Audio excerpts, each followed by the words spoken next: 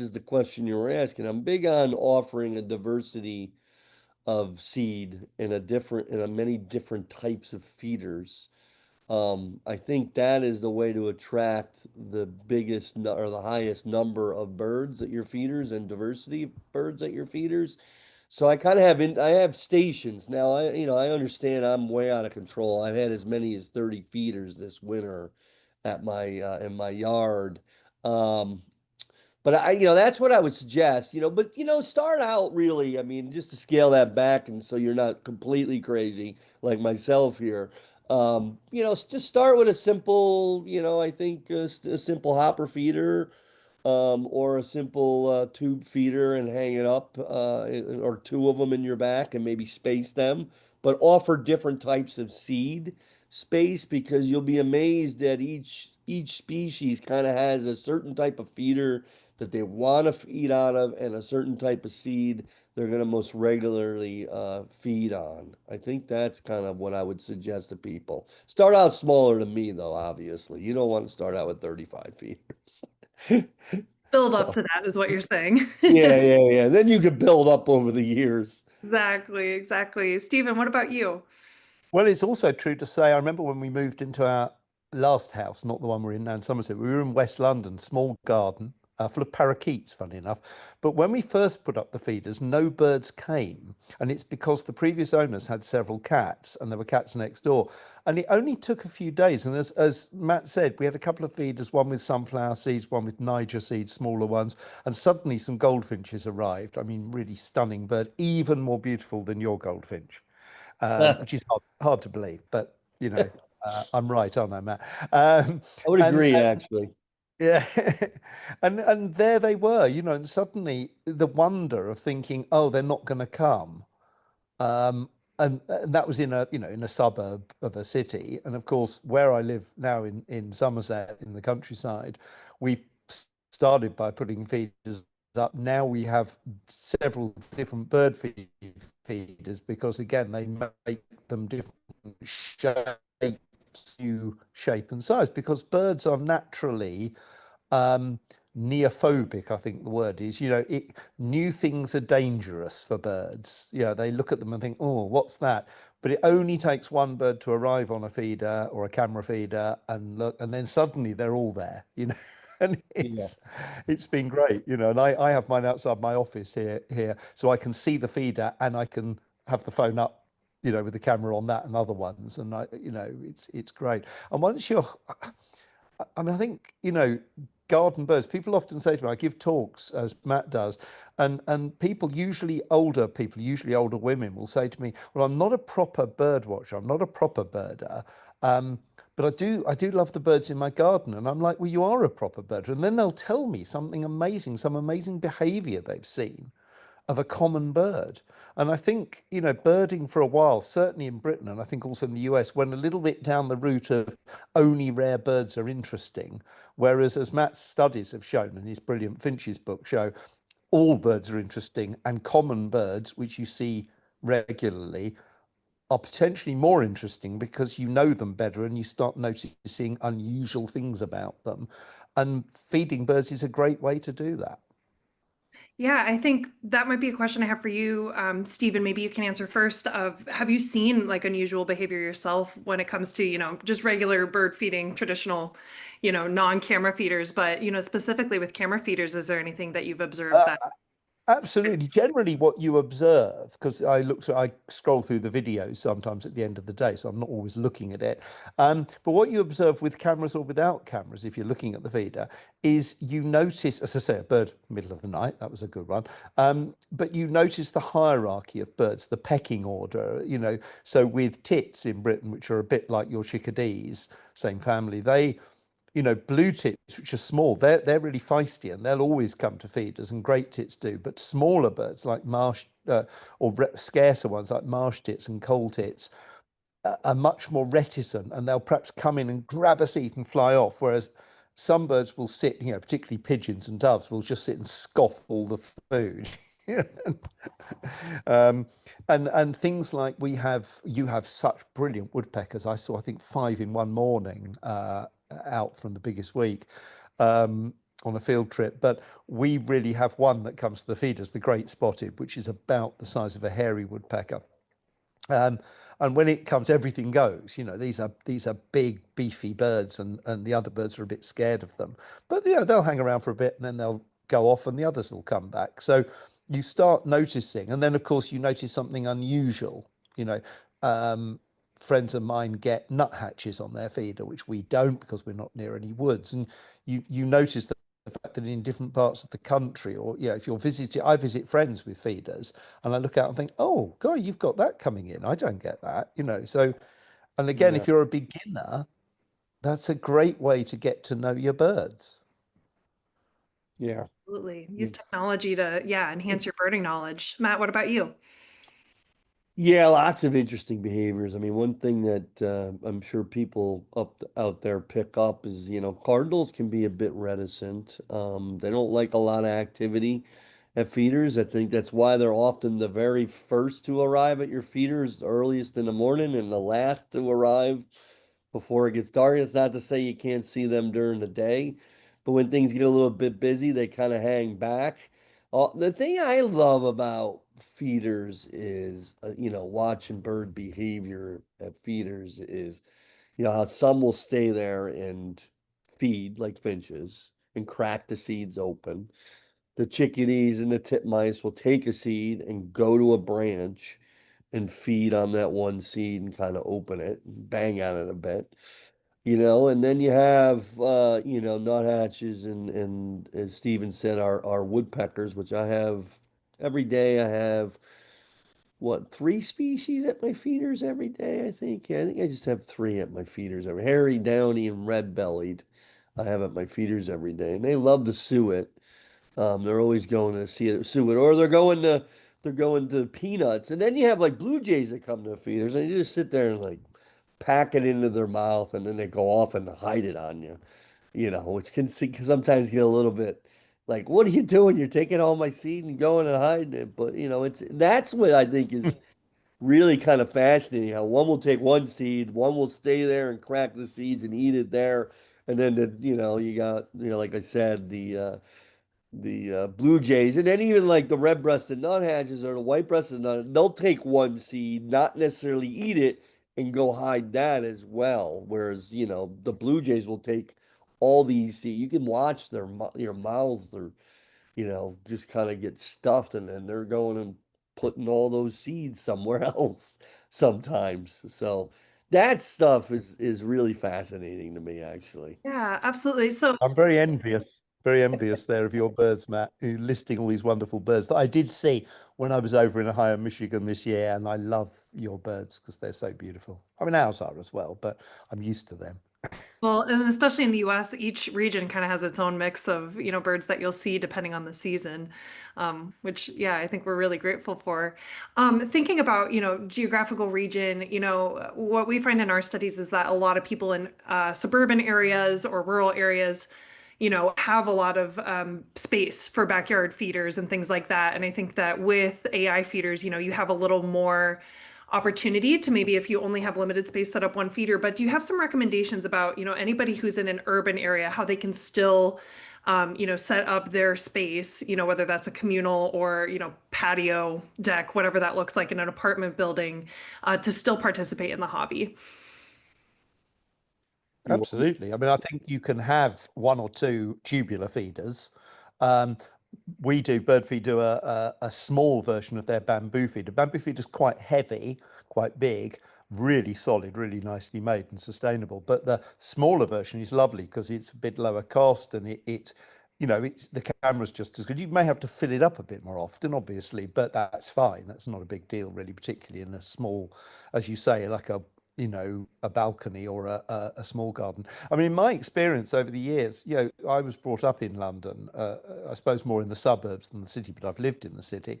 And there are more birds in cities in Britain than there are in parts of the countryside. I mean, there's more food for them, there's more natural food, and there's more people feeding them. So, and they're more used to people, so they will come to a very small garden. As I said, when we lived in West London 20 years ago, we had ringneck parakeets, which are an introduced species, but they'd become very common in that part of London. And they would come in our tiny garden, barely bigger than a small sitting room, this garden. And we'd sit out there when our kids were very young, and they'd come in, and they bring such a flash of color. It's the thing about birds, as Matt said earlier, they're they're they're not part of your, but they are part of your life in that they come into your life, but they have their own life. And I think that's the joy of birds and birding, particularly in backyards, in that you're sitting at home and they come to you, and that is just wonderful. Love that. Yeah, and as you just mentioned, I mean, it's really the only group that are part of your everyday life. I mean, it's just a matter of opening your senses. When I lead tours, I often will lead with these ex listening exercises. But I mean, birds are singing around us all day long and scooting about, whether you put the feeders up or not. I mean, a lot of other species you don't see, Mm. they're nocturnal, but birds are really part of our everyday life, and it's And every season, every month of the year. exactly, and there's That's the big difference. I love butterflies, but we have 6 months of those. yeah, exactly, exactly. Great. Um, Yeah. Um, so thinking about, birding and, your personal journey and also being able to educate, new hobbyists, what are some common misconceptions when it comes to birding or bird feeding that you often hear? you want to take Gosh, that first? I think there's some things you need to know about bird feeding, like use the right food, uh, you know, think about hygiene, keep it clean, don't let food rot in there. Sometimes of the year there's a lot of natural food out there and the birds don't come. And in hot weather, particularly, or humid weather, so there's a lot of things people need to know. There's a lot of very good books out there and very good websites that talk about these things, so you can get advice very easily. I think misconceptions, I suppose one of the biggest ones is people don't like the idea of predators. So they say, well, I don't want to put bird feeders up because it might attract a hawk. Well, hawks are natural, they need to feed their young as well. But also, a study, certainly in the UK, found a few years ago that the more bird feeders people had, the less likely the birds were going to be grabbed by a hawk, because they can, 50 pairs of eyes can see the hawk. One pair of eyes might miss it, So, I appreciate, Matt's obviously doing the right job with his 30 plus bird feeders. Well, you're right. I mean, there's safety in numbers to some degree, and the chickadees. I think all the birds here, at least in the States, I always call them the socialites of the bird world because they know where the best eats are, and they often know what's going on around them before anybody else. So, I mean, people might have heard this before. If there's a hawk in the area, chickadees will start adding, they get their name because of the chickadee dee dee kind of thing. And if there's a hawk in the area, they start adding D's to that based on the level of threat from the hawk. So, Wow, I didn't know that. yeah, yeah, it's pretty fascinating. They'll get going in a kind of cacophony of chickadee dee dee dee dee dee kind of stuff, and you hear these vocalizations, and all the other birds, it's interesting when I hear like when people say, "Do you think the birds know what they're saying to each other?"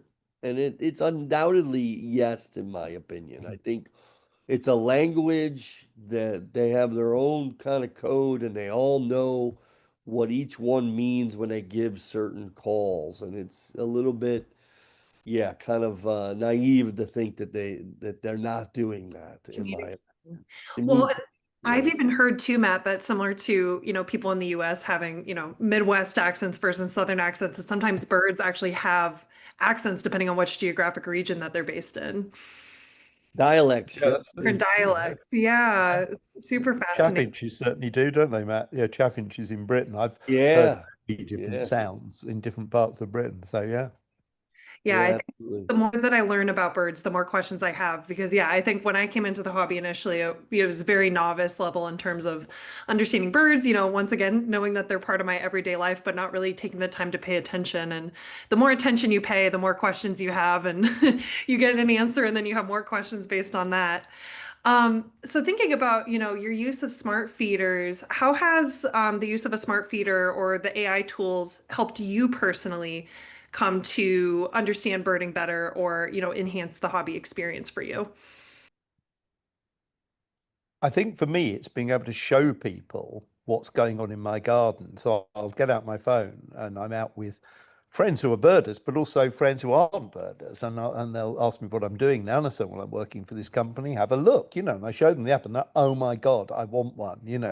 Or actually, and the research has shown that the typical owner of a bird feeder is probably someone in their 50s or 60s, and the typical buyer is often their grown-up children or grandchildren because they get the technological side and they want nan or grandpa or mum or dad to have this. And I think that's been really interesting, seeing people respond to it, rather like with Merlin, Merlin from Cornell, that fantastic app where you can listen to birdsong and it'll tell you what they are. I think that the bird feeders and Merlin are actually mostly being taken up by either non-birders or not what you'd call hardcore serious professional birders. I think it's more a general audience because they just go, wow, why would you not want a bird feeder with a camera on? Whereas Yeah. some serious birders might be a little bit, oh, I don't need that. A lot of serious birders, and I don't feed birds in their garden because they go out, they're always out watching birds somewhere else. Well, that's not how it should be, really. I've always done it. Yeah, I think the overwhelming amount of data out there that's done like studies on the demographics of what makes up the bird, like the hardcore birder to the more novice for birder. There's far more of the novice birders, backyard bird watchers than there are the hardcore birders. It's a much smaller number. The thing that's interesting to me is just the fact that these things can ID, the bird for you, right? That's just mind blowing that it IDs the bird for you. And I love the bird feeder 2 duo because you get the multiple angles of the bird as well. And the multiple angles is kind of fun to watch. And it's fun to watch it kind of play out when you get multiple birds trying to get on the feeder too, because there's a hierarchy you can kind of see if you watch it enough of who dominates within species and then across species at these feeders as well. And it's just interesting to watch. And you can capture that kind of agonistic relation or behaviors at the feeder. Like, sometimes, if you gotta, I often get rose-breasted grosbeaks all day long at my feeder. And it seems that the males kind of at least right now are dominating more. But then if a grackle comes in, then they take a back seat to the grackle. That stuff is just kind of fascinating. You're going to probably see more and more studies even come out of the, behavioral studies at feeders on who dominates what and where and when um, and how others might. I bet you there's certain birds that are, that like the chickadee, they probably lurk and watch and go, oh, when can I get in at the feeder by watching when other ones depart. So, Yeah, it's almost like watching human beings, isn't it? You get like, dominance ones, and I yeah. think you made a very good point there, Matt. That because I think a few years ago they found that 2/3 of households in the UK, this was in the 1990s, feed their garden birds. So we've never quite found out how many hardcore birders there are in Britain or America. There's lots of figures, and they're always a bit I think they're hard. It's hard to define what is a hardcore birder, a really serious birder. But you're absolutely right that the vast majority of people interested in birds wouldn't often call themselves birders.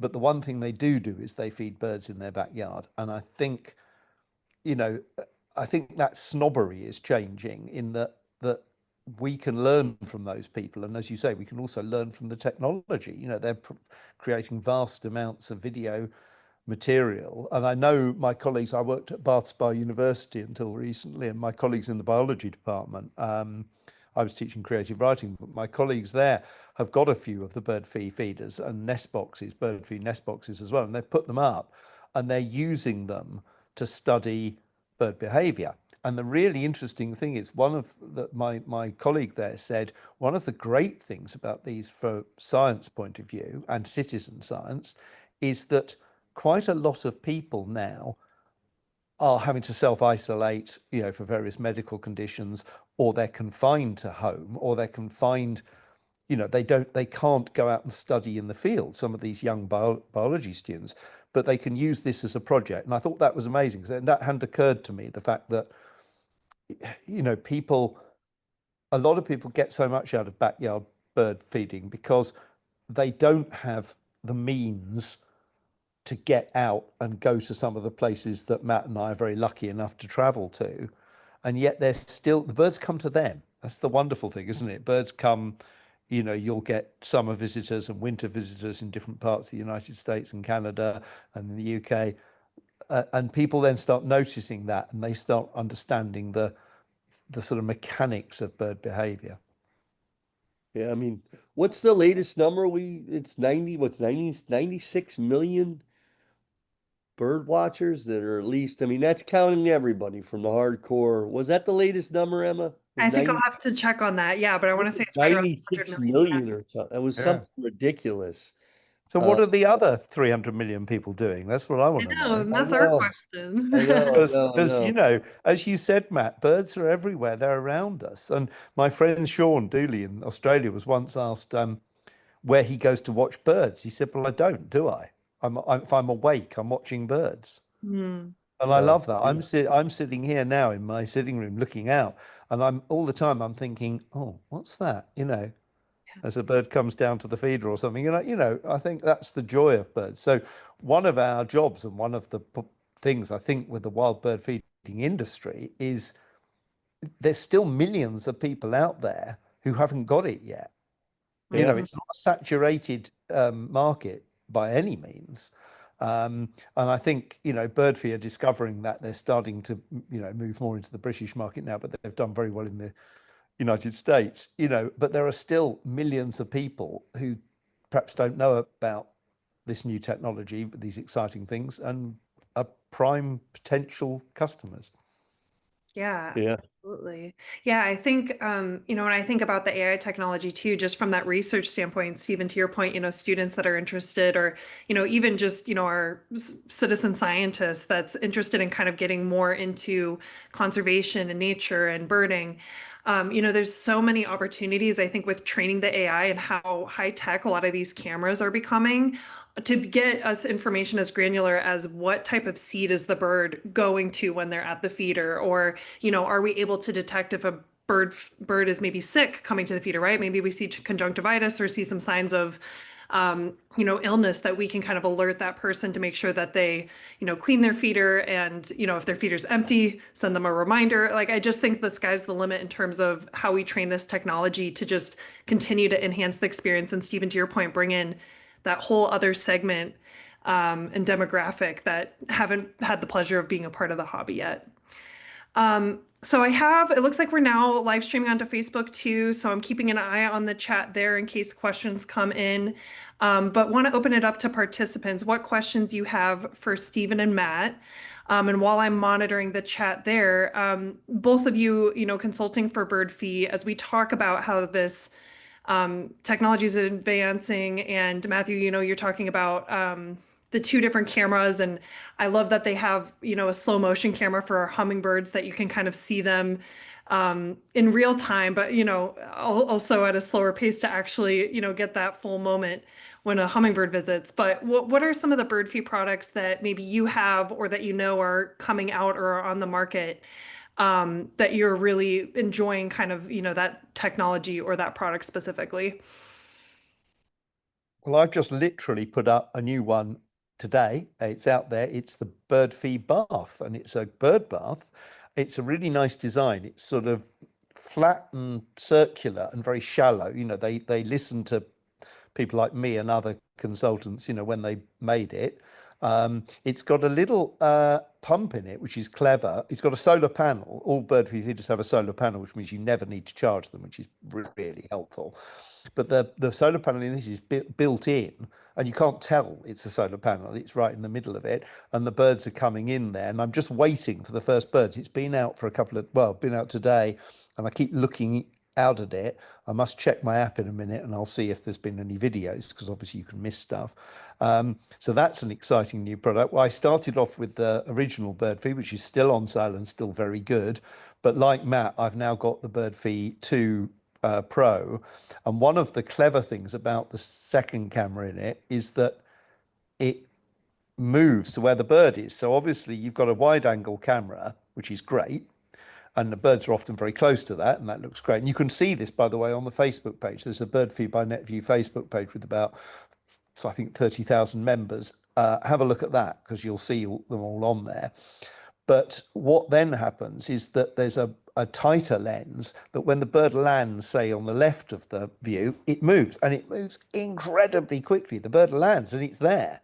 I mean, it's within well under a second, probably a quarter of a second. And that's brilliant because then you get to see the detail and the camera. You know, when I first got this, my eldest son is a filmmaker and he's a real expert in these things. And I got him to look at the camera and he said, "This is a really good camera." You know, I mean, cameras, of course, as we know from our smartphones, are so much better than they were again even 5 years ago. But the cameras in this, the feather detail is quite incredible. And I think that's again something where I mentioned earlier that most people who feed birds in their backyard don't have binoculars. So they probably never really looked very closely at a blue jay or a cardinal or a European robin or whatever, you know. And with this they can. And I think that will open up a massive thing. So at the moment, yeah, I've got three. I've got the Bird Feed Bamboo as well, which is my sort of standard feeder, which I love. But yeah, I'll probably get some more soon. I don't think I'll ever get to 35 though. We can make it happen, Stephen. 35, we got room for him Yeah. somewhere. Well, Matt, Matt's always going to get better birds than me, I'm afraid, because of where he is. But you know, we like our ones. We love the starlings and sparrows that come to our feeders. Oh, sorry. I get the starlings once in a while at my feeder as well. I mean, I had a gentleman from Germany stay with me, and he just was in awe at the birds at the feeder. He goes, "We don't get these bright things like this at the feeders that often. You know, we really do get a lot of very colorful birds at our feeders here in the States and in North America. But the bird feed." Products I have. The first one, they sent me the polygonal, what's it, the Bird Feed Nest Polygon nest box. And I'll just say that, the interesting thing about that, and it comes down to a very pertinent topic here, is location, location, location. Um, you know, I don't have an actual bird nesting in it at this point because I think the location isn't the best, and our yard might not be the best in some ways, but I'm optimistic. I keep playing around with, trying to get a chickadee maybe to go into it because I don't really have the classic bluebird kind of yard. So, I would just say to people, that are out there with, these nest boxes, you know, really give a lot of thought on the location. It's not perfect, you can't, you're not always gonna get a bird to pick up residence right away. You might have to do some trial and error. And I think that's all right to say because it's just a part of, trying to figure out what their needs are. But I have also the Feeder 2 Duo, which I absolutely love. And they just sent me a bird feed cam and solar panel that I can put up to actually look at the whole feeder garden. Now, obviously you're not going to get I don't have all 35 feeders. In fact, in the summer, I kind of scale it down to just a measly 15 feeders. I mean, you can, of course, as Matt said, you can get the cameras separately. And I Yes. know a woman here, Wildlife Kate McRae, is a wonderful. She's taken feeding garden birds to a new level here, and I'm hoping she'll join Netview soon. And she has got several cameras, and for example, she had a bird bath already, and the birds are visiting it, so she just took out one of the cameras and put it there, and that works really well. So there's a flexibility to it, There- which I think is great. And yeah, I must do that as well. yeah. I'm looking forward to getting this bird feed cam solar panel up because then you can watch all the birds, not just the ones that visit the one feeder. Now, of course, it might not necessarily be as up close. The amazing thing about these feeders, these with the cameras, is you're like you feel like you can reach out and touch these Yeah. birds, Mm. you know, where that's not always the case. And I should just say, it's amazing how much I think, that engagement point, and there's just so many studies now that come out on how healthy that engagement with nature is. It's really good for us. Yeah. Make you And smile. interestingly, I met a couple in at the biggest week, in their 30s, from a city, and I said, "Oh, what brought you here?" And they said, "Oh, we're complete beginners." And I said, "Well, it's great, because again, I think they were quite nervous. They were on a walk with me and a few others, and I said, what got you into birding?" I didn't use the phrase spark bird, but I could have done. And they said, "Oh, we live in a suburb and we got eastern bluebirds nesting in our garden, and we just couldn't believe how beautiful they were. And so we bought a pair of binoculars each, and we've come out to this event." And I'm like, "That's fantastic."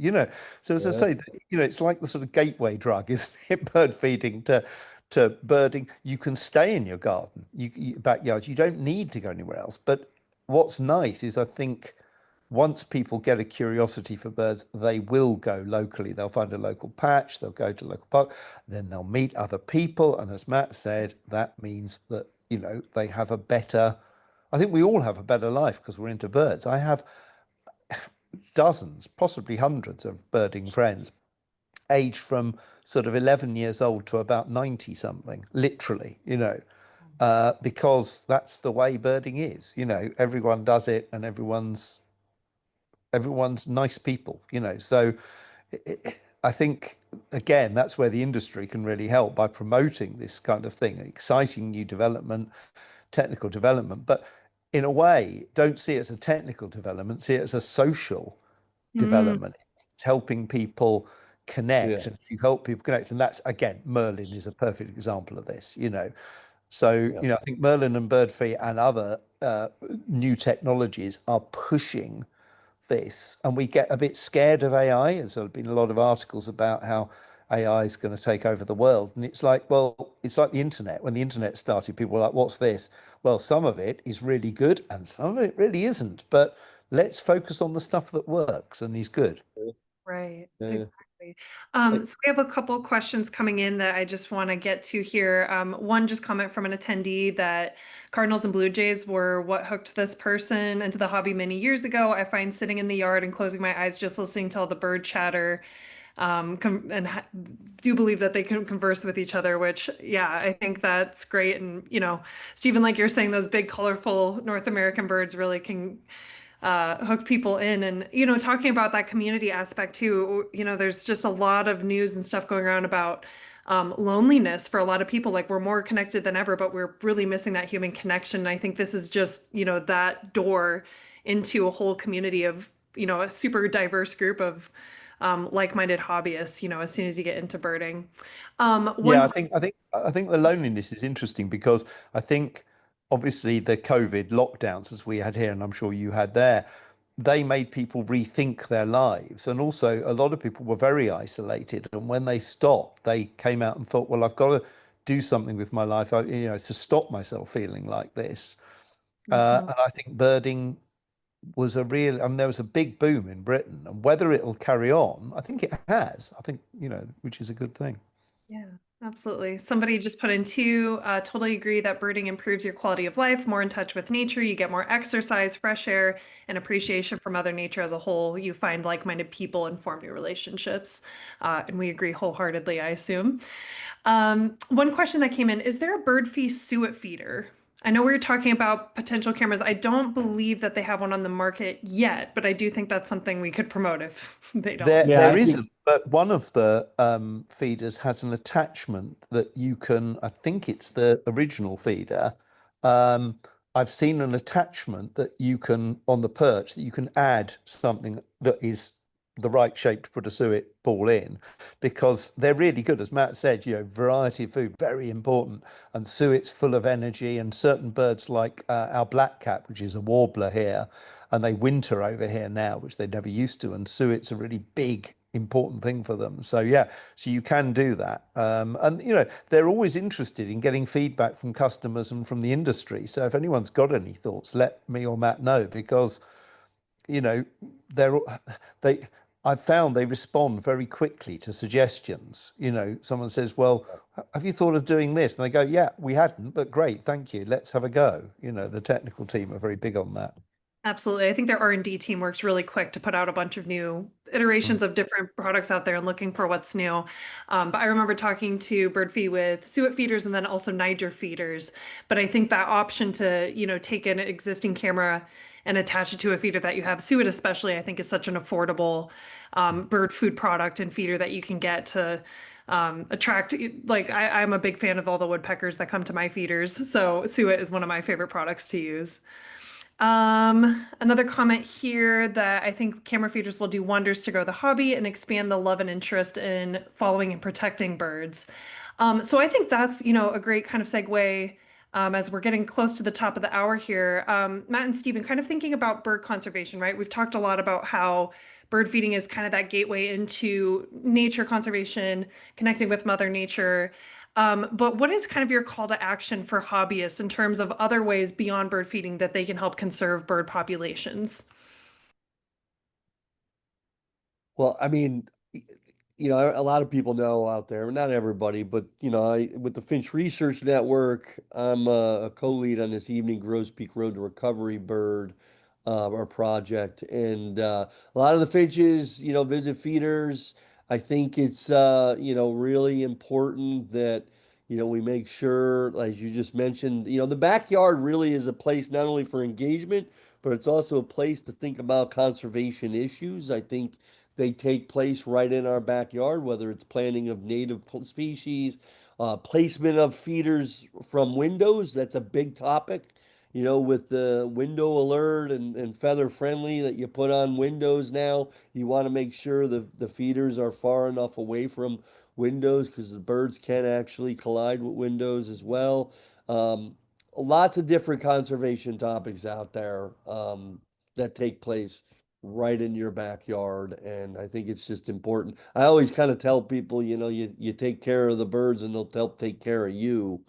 I think that works both ways. You're going to have more and more joy and love for them, as somebody mentioned in the comments section. The more that you engage with them, the more you're going to take interest in them, and the more that you're going to want to protect them.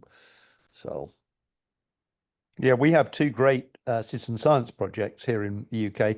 We have the RSPB, which is a bit like the Audubon Society. We have well over 1 million members, and they have a garden bird watch every January for 2 days over a weekend, and people record. A lot of children get involved. I used to go to my children's local school, and we'd help them do it, and that is, again, it's a way of hooking people into this notion, as Matt says, that it's not just about um, getting pleasure from the birds, although that's incredibly important. It's also about helping the birds, and the more we know about them, the better. And the other one's the British Trust for Ornithology, the BTO, which is our big science organisation, and they work very hard on a regular garden bird watch where people, members, and I think they've got thousands, 10,000 members now, who for the last many years have been recording the birds in their garden. And that is an incredibly useful survey because you notice declines, sudden declines. Things like collared doves recently started to decline in Britain. Other birds like long-tailed tits, very small member of the, well, not sort of relative of the tits, that started increasing. And again, we can tell that from these long-term surveys. And anyone can take part in these. And the very fact that you can use your backyard birds and your feeders, whether they're AI linked or not, you can still, record your garden birds. So I think that's really the start of it. And then joining bird clubs, which initially are probably more for social interest, which is great, going out together, meeting friends, use the internet, use social media to do that. Because I don't know any lonely birders, actually. I know someone who quite like birding alone, which is different, but You know, most birders I know have got a good circle of friends and support because they have a shared interest. And that is true, of course, of gardening, it's true of sport, Yeah. it's true of music, but it's particularly true of birding. And I think that, you know, that's really where the future lies, you know, that in a world that's becoming more and more disconnected, there's more hatred, there's more unpleasantness. Yeah. Birders generally pretty nice people. Yeah. And I'll just make a plug, the Cornell Lab of Ornithology also has their Project Feeder Watch. And Yes. as I mentioned, I have this, with the Finch Research Network, we head up this, evening Grosbeak Road to Recovery project because of the decline of the 90% over the last 50 years. So, I mean, they're a super gregarious bird that can visit feeders in big numbers and actually once upon a time had the nickname grocery beaks because of the voracious appetite at feeders. So these are all conservation areas of interest. Um, and that Project Feeder Watch has been around a long time now at the Lab of O. So these are great. And there's a lot of citizen science, it's a citizen science driven project. There's studies and research papers that are written out of that database as well. So yeah, lots of good stuff going on out there. We could talk. Steve and I could probably talk about this all day long. We need a 7-hour Easily. webinar to talk about all 35 Uh, feeders that we have put up, right? Well, yeah, do yeah, invite us back, Emma. We can, yeah, we're happy to do that. Oh, yeah. we would love to do that. Absolutely. And yeah, we're just a minute away from the top of the hour, so we'll just do one last call for final questions. But maybe with that, Stephen, do you want to leave us with any closing thoughts and see if we get any last minute questions here? Well, you asked about our favorite garden bird, and I was thinking, and you're right. You're both right that your birds are often more colourful, but our jay is the Eurasian jay is pretty much as beautiful as the blue jay, and the European robin, I think, probably beats the American robin in terms of beauty. And as I said at the beginning, the European goldfinch, you know, your goldfinch is stunning, but ours is just So, Stephen, if it's you were to pick your favorite feeder bird, like I the think it's the goldfinch. Yeah, because golden. when I was a kid, I didn't see them very much. They didn't come to feeders then. They probably weren't particularly rare. I just don't remember. I remember if I did see them, I was very excited. And now they come most days on my feed, on my bird feed, you know, bamboo feeder. And they are just stunningly beautiful. And of course, they're a finch. So I have to say it because that's what Matt loves. Yeah, yeah. This is the only house I've ever had purple finches regularly. And Oh, and so it's probably my favorite feeder bird at this point. Just because I have them pretty much year round now, and it's kind of unusual to have purple finches year round at this latitude necessarily. So yeah, I've been watching purple finches this whole time. Many of them landing at feeders on and the bird feed one and other feeders out in my garden here. So yeah, Matt, appreciate I'm the getting plug. the plane over now because I didn't see Purple Finch, as I think you know, in Iron, Yeah. Michigan. I don't know how I missed it. We went to all the places that they're meant to be. We were getting reports from friends that they've been seen the day before in this place. We were going to parks, we were going to woods, and I didn't see them, and they look stunning, and I've never seen They one. So are. that's They my are. nemesis bird as Well, opposed to my spark bird. the interesting, I was just t doing a 20 warbler, 20 orchid trip for sunrise birding and nature tours, and we surprisingly I only heard two purple finches in the Oh, context of 4.5 days of out. Well, two of those days were in good habitat, and we had like one a day, and which was unusual. I even said I came home to Lisa and I said, Lisa, I think we have most of the purple finches in the county right now because I have purple finches all day long. We have upwards of 6 to 8 birds here in the feeder, Love and I that. heard two out in my travels leading this trip for 5 days. So anyway, We're all next at Matt's time, house. man, you'll have to, yeah, we'll make sure you get that bird next time you're over. yeah, I'll come over next time. Yeah, go visit Matt for sure. Yeah, and Stephen, to your point, we do a feeder bird of the year every year, and we might need to get the UK, make it an international bird feeding tournament to see what feeder bird wins Absolutely. next year. That will be a lot of fun because yeah, we've mostly just focused on those North American birds. We should get all of our countries involved here. We'll have to put the two goldfinches head to head and Yeah, see which come one Yeah, down really well, I'm takes the afraid cake. we'll win. I'd be all right with that. You know, European goldfinch is countable now here in the States. It's in our book, the Oh, book that that's Lillian right. and It I is, wrote. isn't it? I There's don't know a if you knew that. tiny population somewhere. Is that right? Yeah, Wisconsin. Yeah, we actually added it in the breeding birds of North America, the breeding finches, the main chapter in our book that Lillian and I wrote. Yeah, they're countable basically right along the Wisconsin border down to about Chicago. Mm. You can get them. In fact, I was out there with a friend a couple months ago, and sure enough, they were feeding on teasel, which is a Yeah. European species. That's what and they were feeding on teasel in that area we found them. So, Lovely. uh, what a beautiful bird, though. You're right. Yeah. They had a lot of color going on. Yeah. 7 different colors, apparently. They used to be called 7-colored linnets in the old days, apparently. Really Yeah. nice. Linnet just meaning finch, of course, Yeah. in those days here. So, yeah, great It bird. doesn't quite roll off the tongue as No. But all birds are 7 beautiful, colored aren't lin. they? All backyard birds are beautiful, and we've got the technology now, through the bird feeders and others, we can see them, and that's great. So yeah, all is good. Buy your bird feeder. Right. And There you that's go. best box. Yes, yes. And I forgot to Oh. mention that at the start of the webinar, but BirdFeed did offer a discount for webinar participants. It's WBFI 2025, I believe. We'll send an email out and send that discount code for anybody who attended today to be able to access that exclusive discount for products. Stephen and Matt, thank you so much. I think we maybe need to schedule a second webinar and maybe talk all about finches or talk more about AI because I think as this evolves, it just gets more and more exciting for us. But want to give a big thank you to everybody who tuned in and listened today. This recording will be available on our website and on our YouTube page, but always feel free to reach out to WBFI if you have any questions. And